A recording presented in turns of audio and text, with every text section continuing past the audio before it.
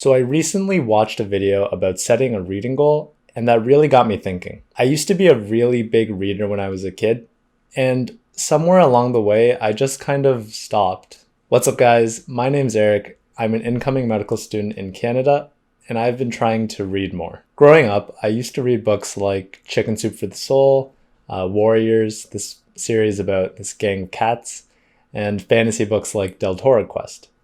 But somewhere along the way, I just stopped reading altogether. Today, I'm going to talk about what I plan to do over the next year to rediscover my love for reading. Part of why I stopped reading altogether might have been due to the other elements of my life, such as an increasing workload in school, finding a job, as well as playing around on my phone a little bit too much, and overall goofing around in excess. But I think the big thing I want to talk about is falling into a rut of accomplishment. Now, I say this at the risk of sounding like first world problem exhibit 1, but hear me out. What I mean by this rut of accomplishment is that in school, they tell you to read this textbook or solve these problems. And after you've done so, you feel like you have a real sense of worth, that you've learned something and improved. But what school often fails to do is to challenge you to explore the world yourself and find other avenues to keep on continually improving. I've gotten comfortable fitting that one view of improvement, that I'm already doing enough, so I don't need to do anything else.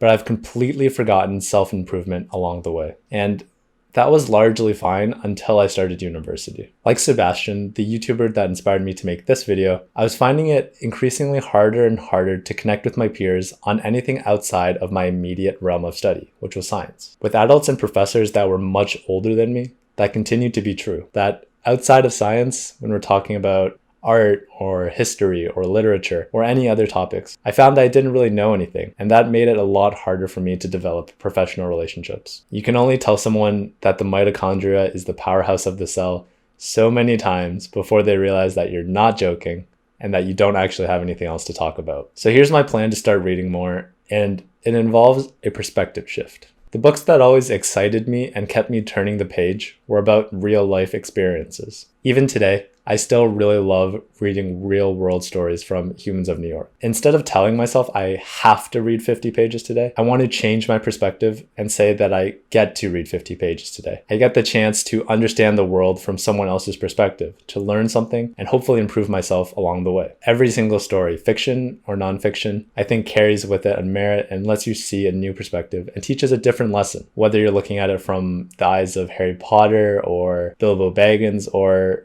maybe even Calvin, or maybe even Hobbes. So that being said, my reading goal for the next year from the date I published this video, July 22nd, until the same time next year, is to read 52 books. This might not seem like a lot to many of you, but for me, it is a lot. I'm not in this alone anymore either. My girlfriend has been keeping me really accountable with reading this summer. We've been reading the Harry Potter series, which for me is actually my first time, and I'm really enjoying it. I'm really grateful that she's helping me rediscover my love for reading, and it's one of a million things she does to make me a better person. On top of that, I have all of you now to start holding me accountable. By making this public, I'm making a promise to all of you, and it's one I plan to keep. To do so, I'm planning on doing some book reviews, or just giving you some general thoughts about how my reading is going so far. By this time in the future, exactly 1 year from now, I hope that this reading will be a strong habit, and it'll be one that I continue developing in the future. I want the Eric of tomorrow to always be better than the Eric of today in some way, shape, or form. For me, the best way to accomplish that right now is to live through the lives of so many other people, to learn their knowledge, to see their perspective, and to hopefully pick up a little bit of creativity, the way you can only through reading.